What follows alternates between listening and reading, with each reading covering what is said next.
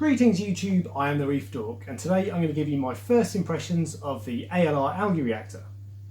Now it comes in three sizes. You've got the ALR3, which is £400, it's got a 19 litre capacity, a 28 watt bulb, and it's rated for aquariums up to 2,000 litres. You've got the ALR2, that is £300, it's got a 12.7 litre capacity, the same 28 watt bulb, and it's rated for aquariums up to 1,000 litres. And then you've got the one that I've gone for, that's the ALR1. That doesn't say what aquarium size it's rated for, but it's a 4.5 litre capacity, it's got a 16 watt bulb. I'm going to guess that it's rated for about 500 litre tanks, there or thereabouts. Now I'll be using this to grow Cheeto. The purpose of course of growing algae is to reduce nitrates and phosphates, which in turn gets rid of things like nuisance algae and should also promote coral health and coral growth, all that sort of stuff. I'll put links to all the kit that I talk about in the description bar below so you can check that out later. Now let's get to the box. So inside the box you have the instructions. Now it's pretty self-explanatory, so frankly you can probably afford to chuck that away. Then you have the plug for the light and of course the unit itself. First thing to say is that the unit is quite big. I would say it's larger than an average skimmer, so it is going to take up room in your sump, albeit with a smaller footprint than a normal open refugium. To open it, you loosen the screws, then twist and pull. The LED strip is in the central column, so it's right next to the algae, which means you use less power, you get more contact, and you get increased light intensity.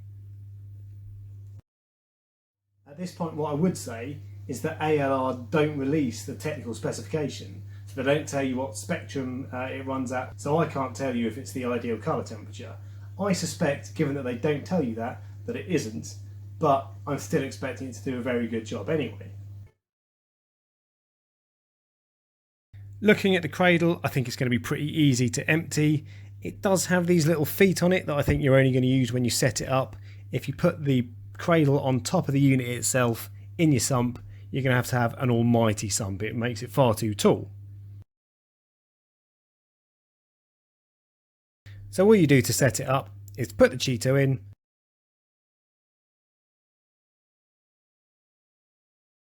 slide it down, tighten the screws, job done. The screws are a little bit fiddly, but frankly it's easy peasy.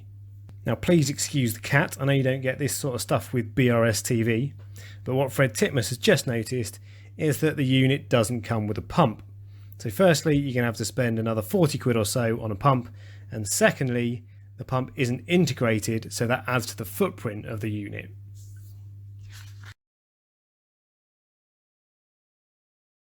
Now I think it would be nice if the pump was within the footprint of the cylinder like you get in most skimmers, but that would either mean increasing the size of the height of the unit or reducing its capacity. It's already pretty tall and it's probably better that it's got a bigger capacity anyway. So there are benefits of having it this way, and it will also make it easier to clean the pump, to be fair. The recommended flow rate for this one is 1,000 to 1,500 litres per hour. You've got practically no head height to contend with, so you don't need to oversize the pump. Good news. I'm going for a Seache Synchra 1.5. Again, link in description. It's a 1,350 litre pump and it's just going to run at that level all the time. And being a Seache pump, it's going to be bomb-proof and it's going to be quiet as well. What I don't like about the plumbing is that the stock piping it comes with is that green Eheim hose. Now that's quite rigid, so it means that the pipe goes from there all the way out to the pump and it extends the footprint. So I am either going to go for the corrugated black piping that's a little bit more flexible, or I might try two 90-degree bends with a bit of rigid pipe and then attach that with some flexible tubing, so that'll keep the footprint nice and neat and tidy, because I do like a neat and tidy sump. Installation is a piece of cake. There's no adjusting or fine tuning needed. You just plonk it in the sump, line it up and turn it on. Now this is quite a small sump and it's probably designed with bigger tanks in mind, but it still fits nicely, so you can probably use it on more or less any size tank within reason. As you can see, the body is semi-transparent, so you can see when it's full of algae and when it needs emptying.